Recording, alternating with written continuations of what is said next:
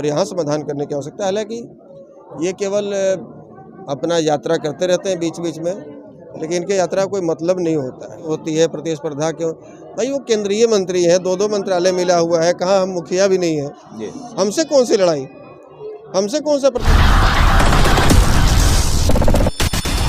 वर्तमान पर विजय का तुरझुम है और बसी अपने समय का सुरझुम है। ये बात दिनकर जी ने कही थी, इसलिए क्योंकि जो बेगूसराय है वास्तव में दिनकर जी की धरती कही जाती है।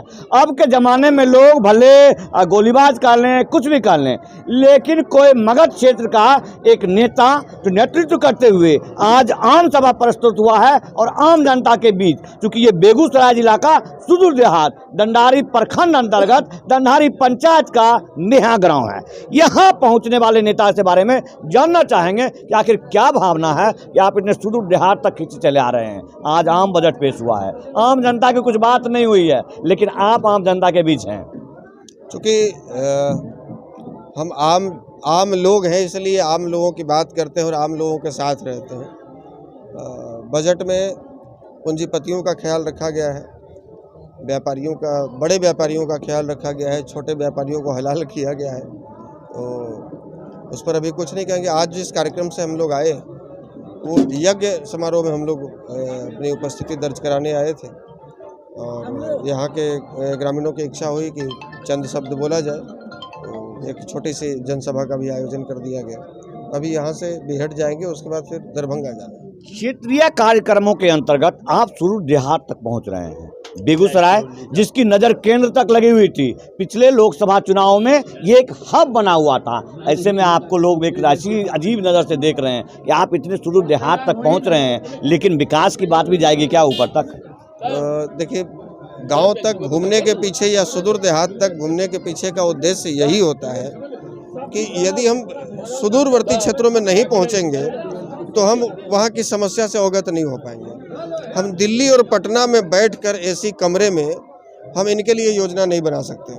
हमें जब तक जानकारी नहीं होगी कि सुदूरवर्ती इलाकों में, देहातों में क्या समस्या है, यहाँ बाढ़ की समस्या है कि सुखाड़ की समस्या है कि अपराध की समस्या है, क्या समस्या है, नदी नाला की समस्या है कि पईन आहार पोखर की समस्या है, तो जब तक हम पहुँचेंगे नहीं तब तक सुनी सुनाई बातों पर हम योजना बनाते रह जाएंगे, उससे यहाँ तक लाभ पहुँच नहीं पाएगा।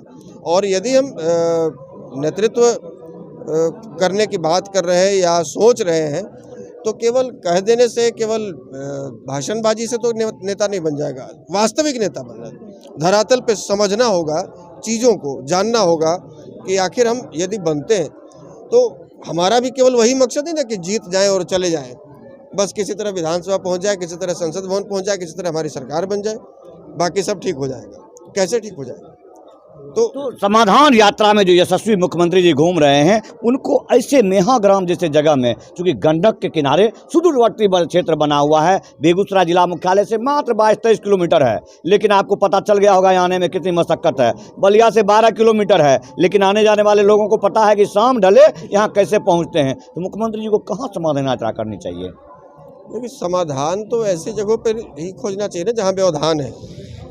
जहाँ कोई व्यवधान नहीं है वहाँ जाकर समाधान कर रहे हैं। जहाँ पहले से सब कुछ समाधान है, हो रखा है, वहाँ समाधान करने की आवश्यकता है। यहाँ जब आए तो उनको समझ में आएगा कि क्या समस्या है और यहाँ समाधान करने की आवश्यकता है। हालांकि ये केवल अपना यात्रा करते रहते हैं बीच बीच में, लेकिन इनके यात्रा का कोई मतलब नहीं होता है।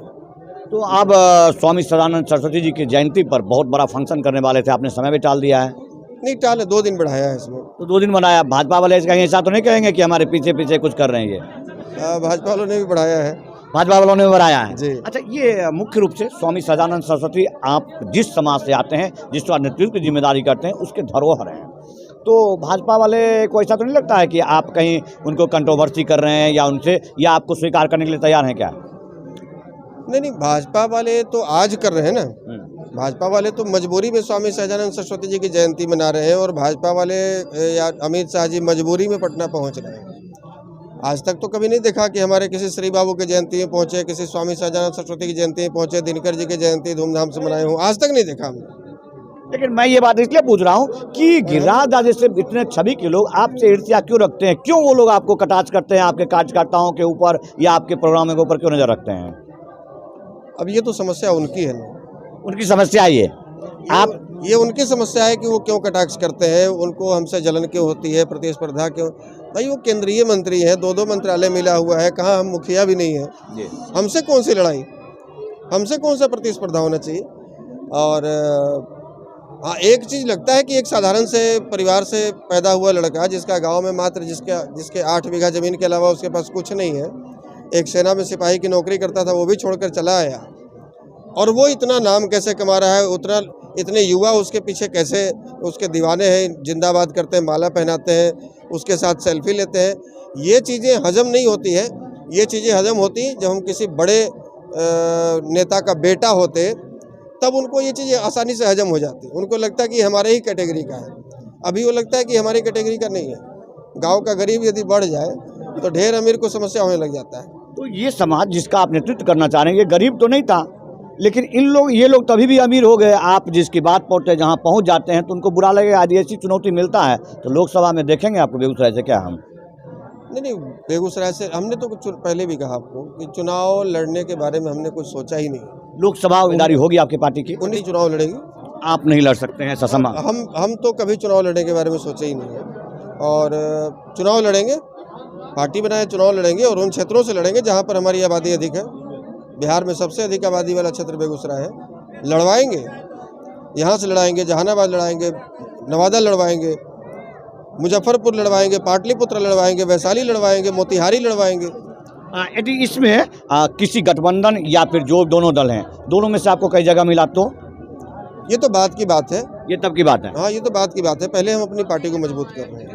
तो इस जगह पे देख सकते हैं कि आशुतोष जी की अब वो ख्याति हुई है कि सामान्य लोग अब ज्ञापन लेके आते हैं, आशा रखते हैं। ऐसे जगह नेहा एक सुदूरवर्ती क्षेत्र है, समस्याओं का अंबार है, लेकिन लोगों की आशा जिससे जुड़े वही नेता है। आज आम बजट पेश हुआ है, लेकिन लोगों को कितना क्या मिला उसकी बात आपने सुन लिया।